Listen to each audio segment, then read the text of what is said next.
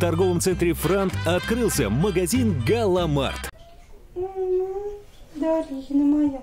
Имя малышки подобрали задолго до ее появления на свет. Для своих родителей Дарина стала настоящим даром. Помимо большой радости, с появлением девочки пришла и дополнительная мат-поддержка. 50 тысяч рублей по республиканской программе. Семья уже решила, как распорядиться этой суммой. Ребенок развивается, нужны ходунки, стульчик, также памперсы, ребенку смесь нужна. Поэтому это для нас помощь очень большая будет в ближайшие дни. Таких, как Дарья Мельникова в Лаишевском районе, еще 44 мамы. 11 уже получили выплату в 100 тысяч за третьего малыша.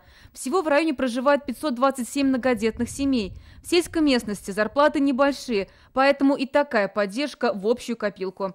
Для района это еще и шанс, что семья не переедет в город. Заинтересованы в том, чтобы наши семьи, конечно, молодые семьи, оставались жить в районе. Принятые на федеральном и республиканском уровне выплаты при рождении первого и третьего ребенка является хорошей помощью для наших семей. Получить такую поддержку может каждая мама, проживающая на селе и родившая первого ребенка до 25 лет. Сегодня такой возможностью воспользовались 1807 женщин. В этом году на поддержку из республиканского и федерального бюджета выделено более 6,5 миллиардов рублей. Основной момент: мы должны понимать, что детей рожают не для того, чтобы получать социальные выплаты. Дитя – это плод любви в браке, в семье. Уже завтра все мамы страны будут принимать поздравления. Впервые этот праздник отметит и Дарья Мельникова. Это очень приятно, на самом деле. Очень жду этот праздник, потому что я первый раз встречать праздник в таком моем новом статусе. На цифре 1 молодая семья останавливаться не намерена. В планах рождения второго и третьего малыша.